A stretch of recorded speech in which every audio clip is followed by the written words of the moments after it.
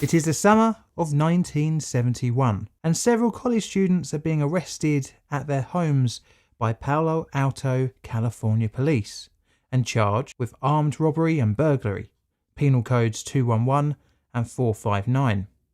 Although none of these men had previously committed a crime, college students getting arrested is not a unique thing. Slightly out of the ordinary, the men had a good idea this would be happening, and stranger still, the whole event is being filmed. All of this, although odd, could feasibly happen, but the whole pantomime has a strangely fake feeling about it. Maybe the alleged criminals are more hardened than their records would suggest. No passers-by would know this, but all of the men are being paid to be arrested, but not by some organised crime group, but instead by university.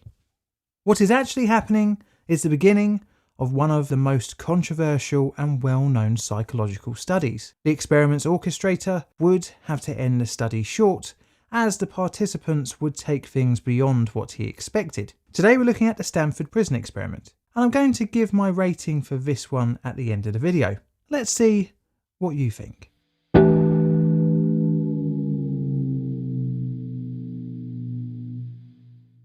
Philip George Zimbardo was born on the 23rd of March 1933 in New York State, United States. In his early years he suffered discrimination due to his Italian ancestry and was quite often carelessly mistaken for a multitude of other ethnic backgrounds. The young Zimbardo, like many other people covered in this series, used this all too common human behaviour as a spark for his interest in psychology. In the early 1950s, he attended Brooklyn College, graduating with a BA, boasting 3 majors in psychology, sociology, and anthropology. The next year, he went on to earn an MA, and by 1959 had also earned a PhD, both from Yale in psychology. Zimbardo briefly stayed on at Yale to teach psychology from 1959 to 1960. Whilst there, he married Rose Abelner and had a son in 1962. But he left Yale when offered a job as a professor at New York University, where he would stay in the role until 1967. In 1967, he would move again to Columbia University, which would be brief as he was offered a faculty position at Stanford University in 1968. Just 3 years later, he was offered and accepted in 1971 a tenured position as a professor of psychology. The same year, Zimbardo and Rose would divorce. As a side note, Rose was a very well accomplished academic in her own right, specialising in English literature. And this rather quickly brings us onto the experiment that would write Zimbardo's name in history. Zimbardo was interested in how the US prison system had seemed to foster a pure hatred between prisoners and guards. Was the explanation for this purely down to the nature of the people involved? For example, are the conditions bad because criminals are bad, or because the administrators are likely to be harsh? In reality, it is probably impossible to know, and it feels like a chicken and egg situation, as if a prisoner breaks the rules, then the rules are made tougher, leading to more prisoners breaking the rules. Naturally, both sides of the bars would distrust one another, which can create a downward spiral. One thing that is true today as it was in the 1970s is such high recidivism rates. Purely by the nature of being a prisoner, you become isolated from society. And this isn't unique to the US. We have very much the same situation here in the UK. But what if you can eliminate the deep-rooted hatred between those in cells and those with the keys? And this is where Zimbardo comes in, as can you get rid of this hatred by using a randomly selected group of people who are neither guards or prisoners, and by splitting these random people up into the different roles. You've essentially created a prison scene without the natural distrust between the administrators of the law and the breakers of the law.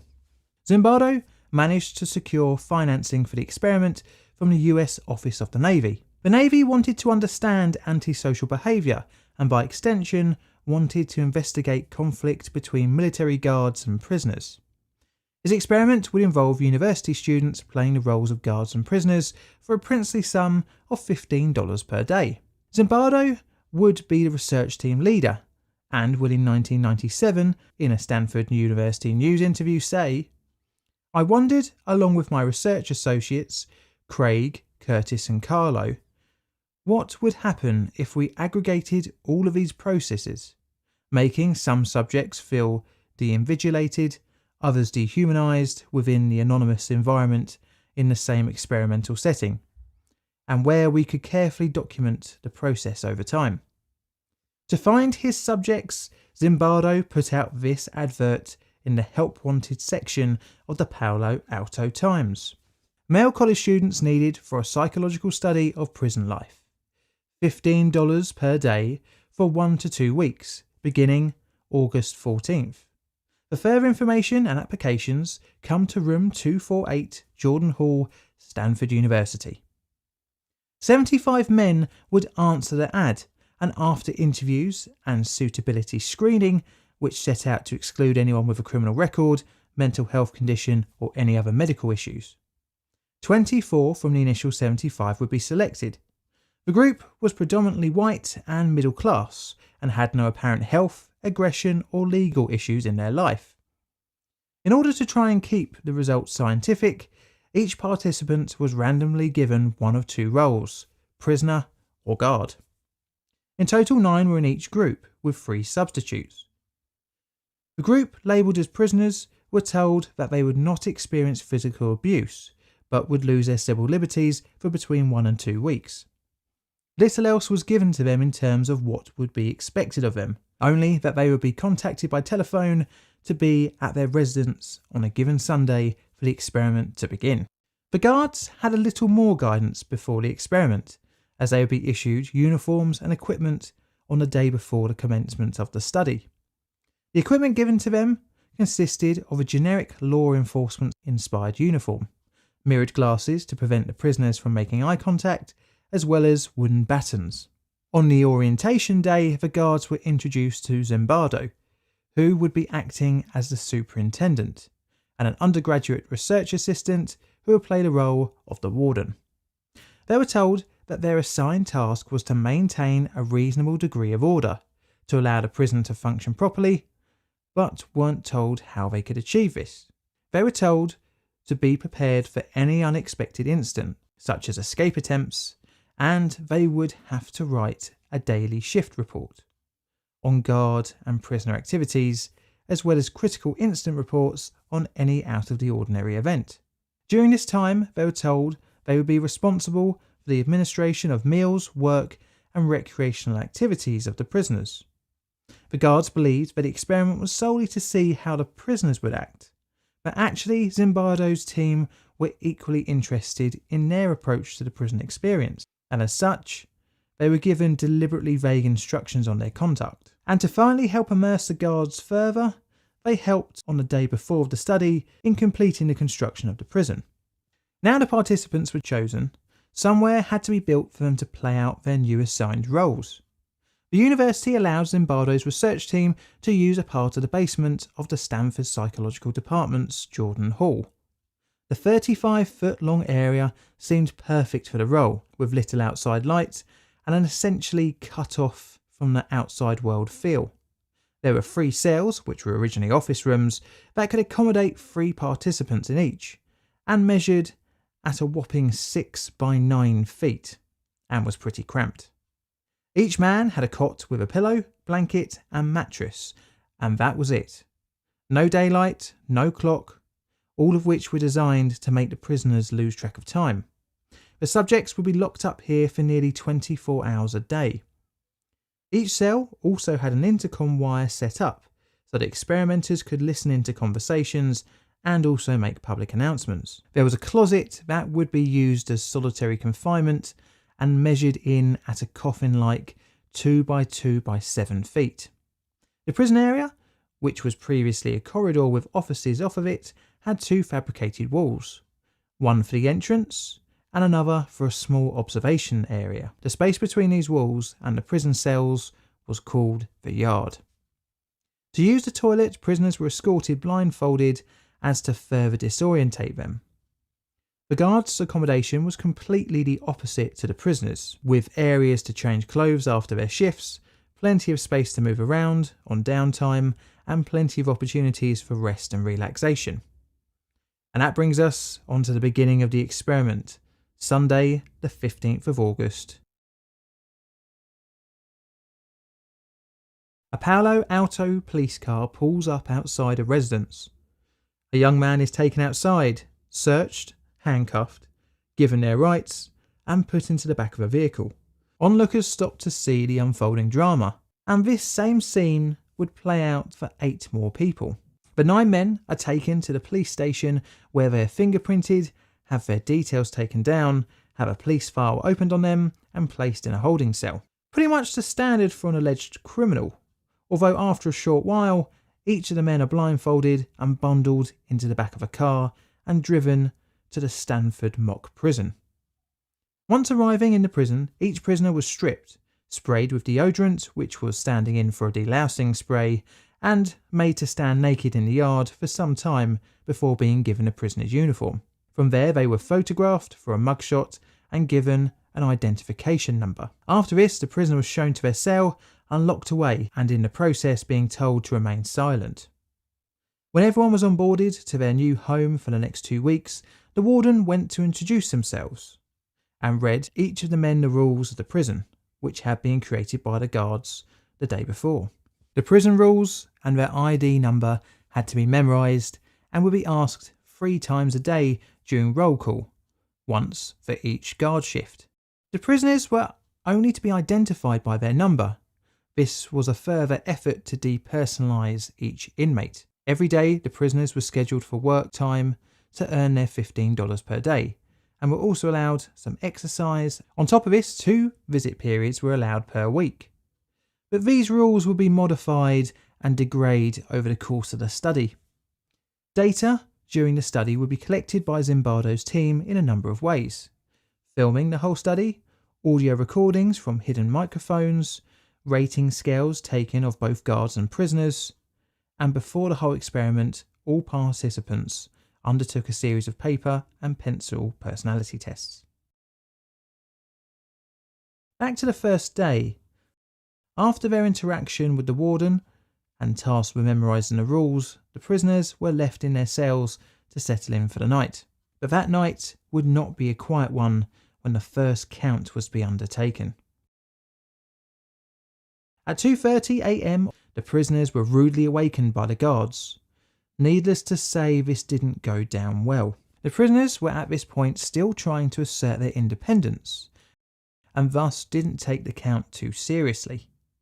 Many of the prisoners refused to leave their cells, ripped off their inmate number ID tags, took off their stocking caps, and insulted the guards. The now unexpected rebellion spilled into the morning shift. By now, the prisoners had barricaded the cells with their cots. The morning guards, frustrated with the rebellion in the early hours of the second day, called up the reserve guards who were at home and insisted on the night personnel to stay on. In a surprising ramping up of violence, the guards decided to use a fire extinguisher on the prisoners in their cells to try and quell the rebellion. Further still, the guards removed all of the prisoners' clothes, removed mattresses, and sentenced the main instigators to time in the hole. The rebellion was quashed, but clearly the guards had a problem. All 9 couldn't be there all the time, so how to effectively manage the inmates' behaviour?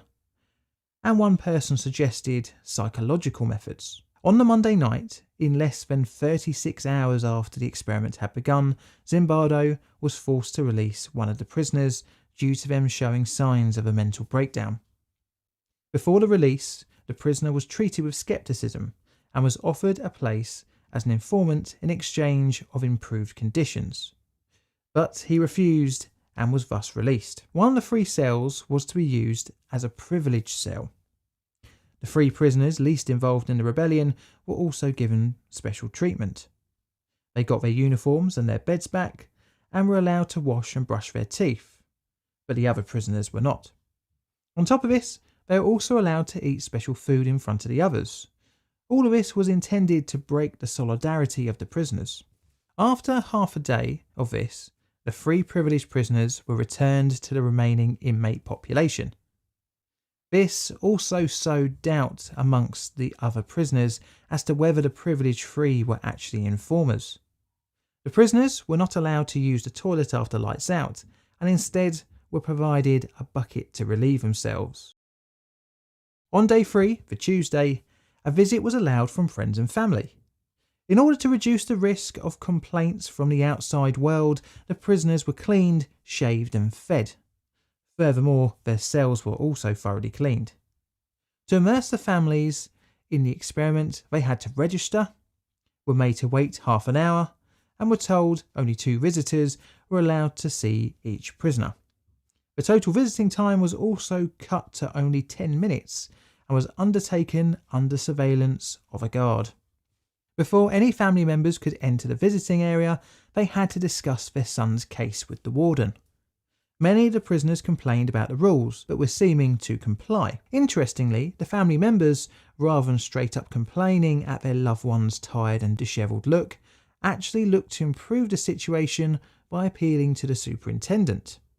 One mother said, "I'm sorry, I don't want to make any trouble, but he just seems so tired," after Zimbardo asked her what the problem was with her son.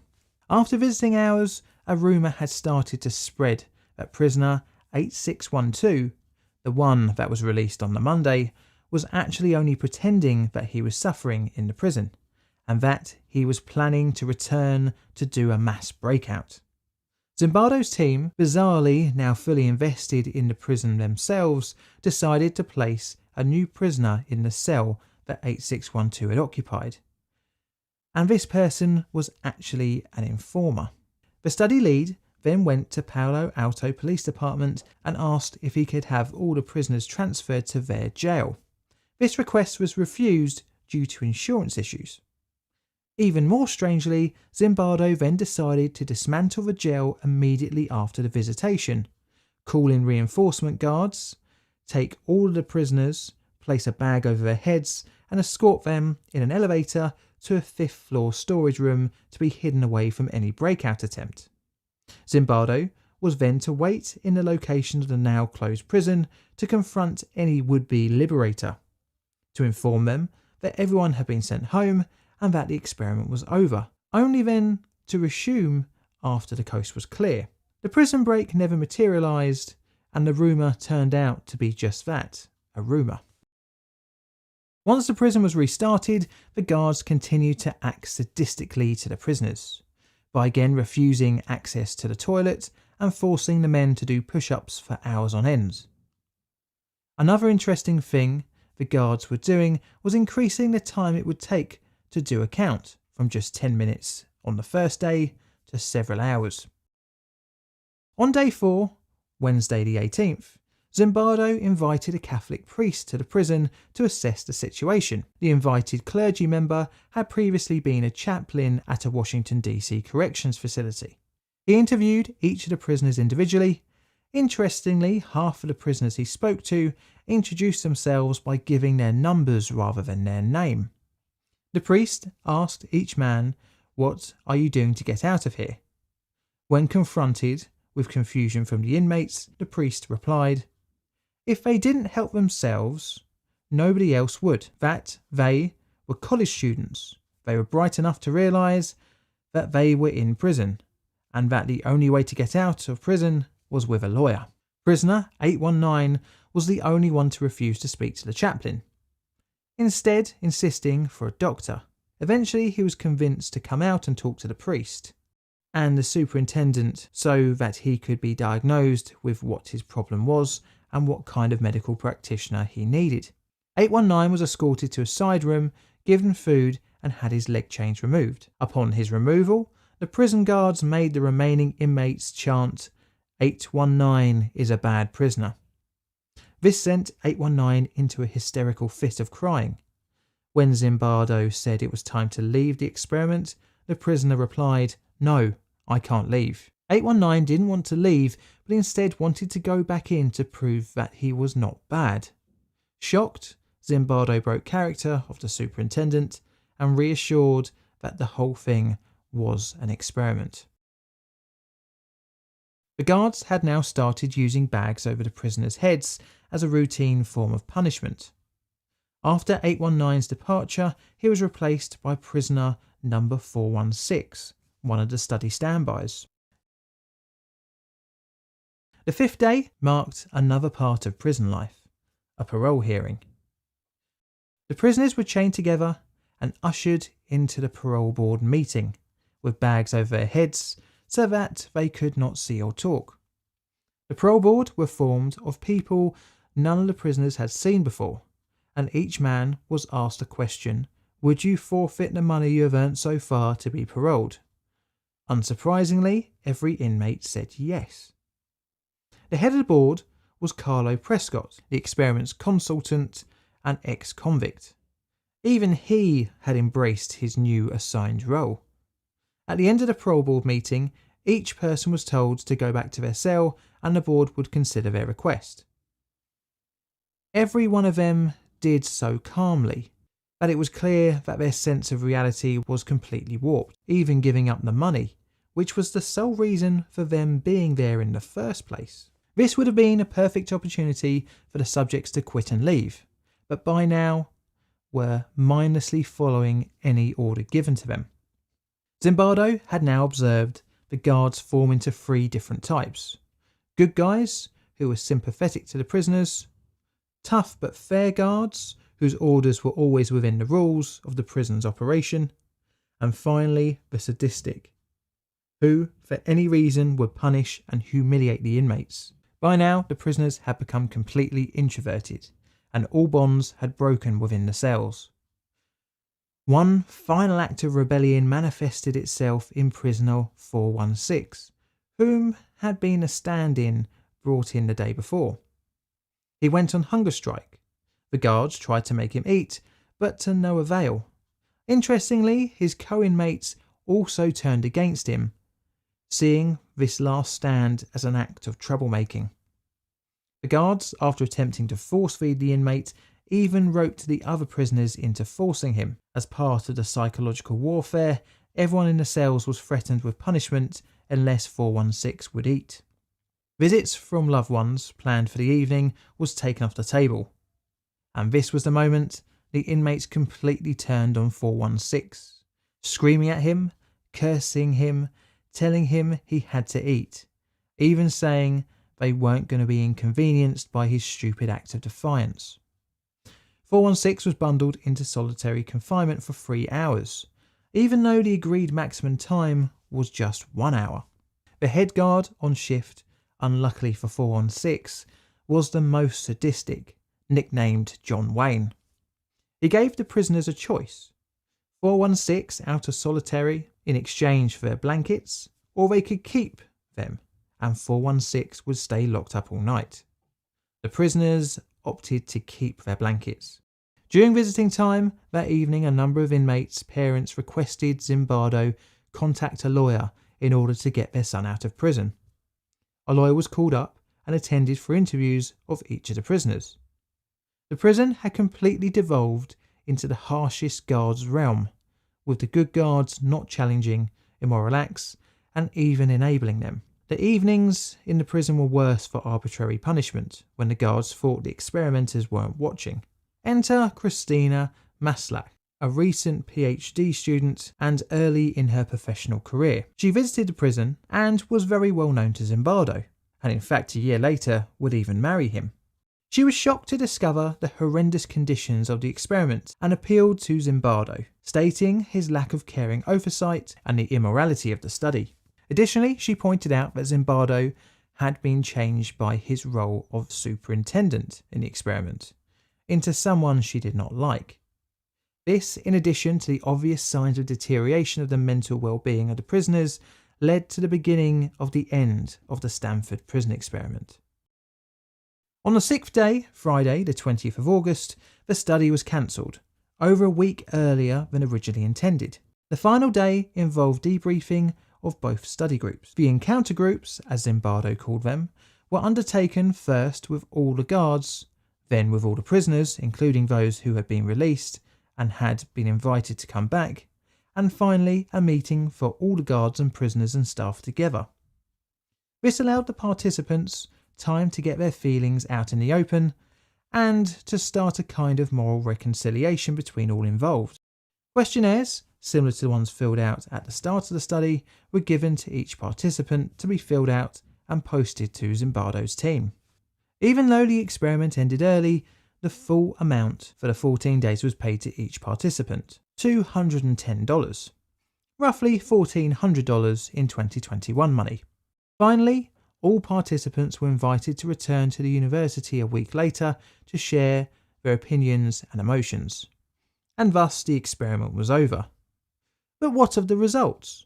Well, Zimbardo interpreted the results, but it wasn't the individual personalities of the participants, but the prison itself that shaped the outcome. After all, Zimbardo had taken, in any other way, normal people at random and merely applied different roles, be it prisoner or guard. The two groups had the same goal of entering the study, and that was to get some extra money for 2 weeks of apparently on the outset easy work. Zimbardo took the experiment as an example of situational attribution, where the environment shapes the person's actions. He compared the prison experiment to that of Stanley Milgram's study 10 years earlier, where the perceived authority of a scientist resulted in study participants administering a potentially deadly electric shock to another person. Although personality was thought not to be the reason for the way the prison experiment played out, Zimbardo did concede that the individual did affect certain outcomes, such as individual level of rebelliousness of the prisoners and the level of cruelty shown by the guards. The experiment almost immediately invited criticism for the ethical way it was conducted, exposing the prisoners to a high risk of psychological injury. The apparent chaos in which the experiment devolved into meant that Zimbardo's team's conclusions were pretty anecdotal and relied on the experimenter's subjective understanding of the individual's behaviour. The guards were actively encouraged to participate more and be more tough for the benefit of the experiment by David Jaffe, who was acting as the warden, and also subsequent attempts to recreate the results have failed. Another criticism comes from Zimbardo taking on the role of superintendent himself, which gave him the excuse of himself being influenced by the situation of the prison. His role allowed him to directly influence the outcome of the experiment, and through a thing called demand characteristics, subconsciously influence the participants to subconsciously act out the stereotypes of the roles that they were assigned.